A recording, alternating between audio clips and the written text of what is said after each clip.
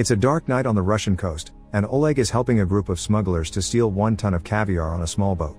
The sailor he's hired protests against the idea, reminding him his boat can only carry 600 kilos, and doesn't change his mind even when Oleg offers him more money.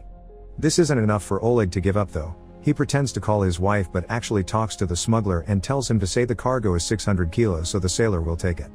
The trick works, and Oleg gets his ton of caviar loaded on the boat, but they aren't able to go too far. The boat and the cargo slowly sink, and the men have no choice but to swim to the shore. When the sailor demands to be paid for the damage to his boat, Oleg gives him his new and modern car, so he's left with the sailor's old rickety vehicle and debt of 1 million with the smugglers.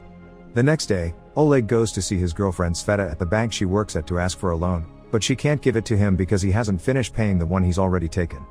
Wanting to help, Sveta offers an alternate solution. They could ask her family for help since they own a house. Oleg isn't a fan of this idea, since he can't stand Sveta's family and would rather not see them again, but he's out of options. They drive to her house where the whole family lives together. There's Sveta's father, Boris, who likes to sing weird songs and hasn't left the house in 5 years because he's a wanted man. Her maternal grandfather Pavel, who wishes he could die already. Her sister Rita, who works as an accountant at the theater but wishes to be a performer. Her brother Tolik, who wants to join the army but can't because of his asthma and likes training dogs. And her sister Sasha, a young girl that keeps daydreaming about becoming a grown woman and has a crush on her Sveta's boyfriend. Oleg tries to talk to Boris about his money problem, for which he has to wait until he's done singing. When Boris finally hears what he has to say, he freaks out, thinking selling the house is like selling his family to slavery. Oleg tries to explain to them that nobody will lose anything, he just needs a guarantor's letter, but it's pointless. Boris' answer is still no. Suddenly, their argument is interrupted when a meteorite comes through the roof and lands in the middle of the house and hitting Pavel. At first, the family runs outside, thinking they may be under attack, but as soon as they see a meteorite shower in the sky, they understand what's going on and go back inside to check on their grandfather. After taking him to bed, Oleg and the siblings start digging to take the meteorite out to sell it, but one by one, the siblings go to sleep and leave Oleg digging alone. He doesn't finish until morning, and when he comes out of the hole, he finds Pavel calling him from bed to tell him he's about to die. Oleg wants to call an ambulance, but Pavel forbids it. He's lived long enough and wants to leave this world in peace. Before passing away, he gives Oleg one last massage to pass on to his family. They can all go to hell. After checking Pavel's pulse to be sure it's real, Oleg rushes to Sveta to give her the news, but she's deeply asleep and won't pay attention. Oleg ends up falling asleep next to her, and when Tolik comes later to show him something, Sveta is gone. Oleg follows Tolik to the living room and finds the meteorite is transformed into a strange liquid. Sasha has gained super strength and Rita can fly. Sveta shows up a moment later, appearing with half her body invisible, and Pavel suddenly joins them as well, alive and well. But when Rita can't control her new ability and flies away through the hole on the roof, she quickly falls to the ground, and Pavel passes away again as Sveta comes fully visible. After they help Rita back inside and tie her up so she can't float away again, causing Pavel to awaken, they reach the conclusion that the meteorite has given them special powers. Sveta thinks they should call the authorities, and as soon as she leaves the room, Pavel dies again and Rita stops floating. It seems these special abilities only work if they're all together. They go to see a doctor to ask him about it, but the doctor says they're healthy and there is nothing wrong with their bodies. This interrupting effect they get when they separate must simply be part of how their powers work. Later during dinner, they discuss what they should do with these powers. Rita wants to perform but Pavel thinks people will experiment on them if they knew. While Tolik feeds his dogs and discovers he can understand them now, Oleg tells Boris that the family should appear on TV and get paid for it, but Boris refuses to have his family used like that. When they go to bed, Oleg asks Sveta about the money they keep in the bank while she wonders if she'll have invisible children. The next morning, Pavel tries to hang himself, but it's pointless. As long as he is around his family, he'll stay alive. Boris discovers his power is teleportation when he goes to the bathroom and tries too hard to relieve himself, and decides the family needs a little vacation to deal with this. The group goes to a lake to fish, and while Boris learns to control his power, Oleg tells everyone about the plan he's come up with. They should work together to rob a bank. With Sveta being invisible, she just needs to walk and then walk out with the bag of money while everyone sits in the car nearby so she doesn't lose her ability. Rita, Tolik, and Sasha are in, but Boris continues to turn down the idea, even saying he doesn't care if Oleg leaves and they can't use their powers anymore. Angry, Oleg gets in the car and Sveta follows him after telling his family to put Pavel's body in the basement until they come back. On the road, Oleg tries to convince Sveta his plan is a good idea, but they're suddenly made to pull over by another car. It's the smugglers, who want their money.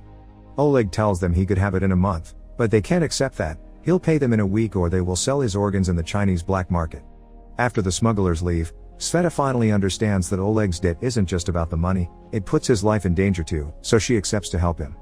The following day, the couple takes Boris to see a wonderful new house that they could buy if they follow the plan.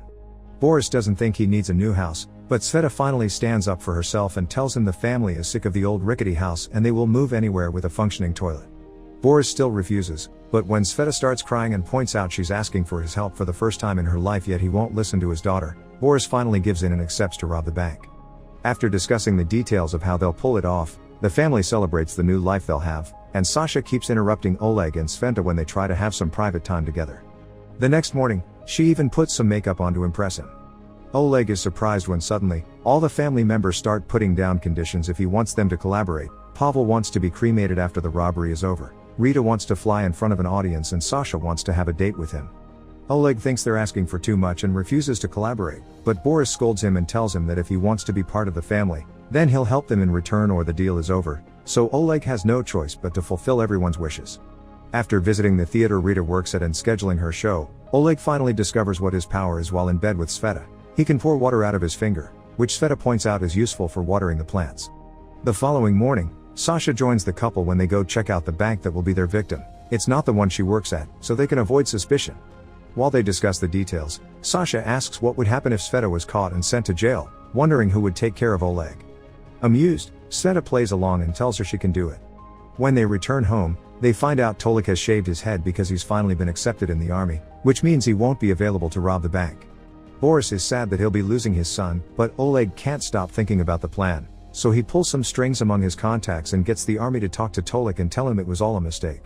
Tolik is obviously furious and upset about this turn of events, but Boris doesn't hide how pleased he is that the army has, according to him, seen the light. Oleg comforts Tolik, telling him that after they rob the bank he can talk to some people he knows and get him it, gaining Tolik's trust as he hugs him. Next, they go to a funeral home to make the arrangements for Pavel's cremation. The employee gives them a piece of paper that Pavel can stick to his chest so when the police find him dead, they'll know to take him there. Afterward, Oleg takes Sasha out for lunch at a fancy restaurant while the family watches them from afar and Sveta invisibly sits next to them to keep an eye on her sister. Sasha wants Oleg to take her with him after the robbery because she can't stand her family anymore, but before Oleg can turn her down, they're interrupted by the smugglers, who are also eating there. They come closer to interrogate Oleg, and when Sasha notices they're bad guys, she stands up and doesn't hesitate to beat them up. The whole family starts running away to avoid trouble, causing Sasha to lose her super strength and finally leave the smugglers behind as well. Later, the family spends the night listening to Tolik's dog sing the national anthem. The following day, it's finally time to execute the plan. Oleg parks the car across the street under the sun, because the shadowed alley Boris points at has a no parking sign. Since she can only make her body invisible but not her clothes, Sveta takes them off before walking into the bank, invisible and naked, together with Oleg. She follows the employees around to learn all the passwords and safe codes while Oleg takes a picture of the floor map in case they need to escape. Meanwhile, Boris is tired of the sun and decides to move the car to the little alley to get fresher air. This turns out to be a problem. That area is only for the bank's armored trunk to park at, and when one of them arrives, they ask the family to move away. Boris refuses because it would cause Sveta to become visible, so seeing they have no other option, the guards use their own truck to push the car away. As Sveta appears in front of an employee and a client that can't believe what they're seeing, the family calls Oleg, who rushes outside and helps them drag Pavel's body to the front of the bank so they can all be closer to Sveta again. She instantly recovers her powers and disappears, so the two men that saw her think they were hallucinating. The family gets ready to leave but is stopped by the police, who only want to check on them. Boris, however, thinks he's a wanted man and teleports away, appearing inside the cop's truck without meaning to and getting arrested for it. Hours later, Oleg gets him out after losing another car as payment, and when they arrive home, he tells the family that Boris isn't wanted after all and it had all been his imagination. Furious, he yells at everyone for misbehaving and makes them promise there won't be any more arguments or misuse of their powers. The next day though, they still have to take Rita to the theater, since it was part of the deal. When it's her turn to perform, she sees there's a big crowd, including people she knows, and gets stage fright. Rita flies out of the theater, not wanting to perform anymore, and when Oleg goes after her, he's found by the smugglers, who take him to the stage and throw him around as they beat him up, making him the new show of the day. When they're finally done and let him go, Oleg is so angry and hurt that he insults the whole family for the failures they keep encountering, calling them lazy, selfish fools, capable of using the best technology in the world to just scratch their rears. Oleg tries to leave them, not wanting anything else to do with them, but Boris gets an idea and decides to kidnap him. When night falls, the family goes back to the bank, ready to pull off the robbery. While Pavel distracts some drunk men that are hanging out nearby by drinking fuel and lighting his breath on fire, the rest of the family covers their faces and gets ready to strike. Sasha pushes a truck in front of the street they are at to hide what they're doing, then she pulls a chain Rita has put on the window, opening a hole in the wall. Boris teleports inside and Sasha throws Sveta into the hole before Rita picks her up and flies her there with the others. Then, Sveta uses the code she learned to disable the alarm and Sasha simply picks up the safe and throws it out on the street. As the family starts taking the money out and throwing it in the car, the police arrive, but Tolek keeps them distracted by sending the dogs after them. Once they have all the money they could take, they escape after picking up Pavel, who leaves a fire behind him as he runs away. The sun has raised by the time they make far away from the bank to stop and celebrate. Pavel uses that moment to remind them of the last part of the deal and asks them to leave him behind so he can finally die. After everyone says their goodbyes to him, the family drives away, but they get upset when they see Pavel's body fall dead and return to help him. Pavel doesn't accept this and yells at them, reminding them this is what he wants. Boris cuts in saying they should live together as a happy family, but Oleg reminds him they can't stay because the plan they pulled off wasn't as smooth as the original and that the police will find them sooner or later. Besides, he and Sveta have already planned to go to Thailand, Tolek will be leaving for Moscow, and Sasha and Rita want to go to Brazil. The girls want Boris to go with them, but he doesn't have time to reply because Pavel tells them he's called the police so they can find his soon-to-be dead body, so the family leaves for good this time. Seeing her grandfather die truly upsets Sveta, who refuses to grab the money when Oleg starts dividing it some hours later, saying they should give it back. Oleg refuses, so Sveta kicks him out of the car, saying she doesn't want to be with him anymore. Seeing as the family hasn't changed after all, Oleg leaves and takes care of his business. He pays the smugglers what he owed them, then hides the rest of the money by taping it to his body under his clothes. When he goes to the airport, ready to leave the country, he sees on the news that the family has been arrested for trying to recover Pavel's body from the funeral home. At first, he tries his best to ignore it, but once he boards the plane, he can't deal with the guilt anymore and returns to town to help them. His first stop is the funeral home, where he tries to bribe the employee to give him the body back. Seeing as there are so many people desperate to have Pavel, the man asks for 1 million and doesn't take any other of the lower amounts Oleg tries to negotiate with. Since as he has no other choice, Oleg pays all the money he has left and takes Pavel with him to the court where the family is being put on trial. As soon as they step inside, everyone recovers their powers and chaos ensues. Boris teleports out of the cage and while he and Pavel start beating people up, Sasha breaks the cage to let her siblings out.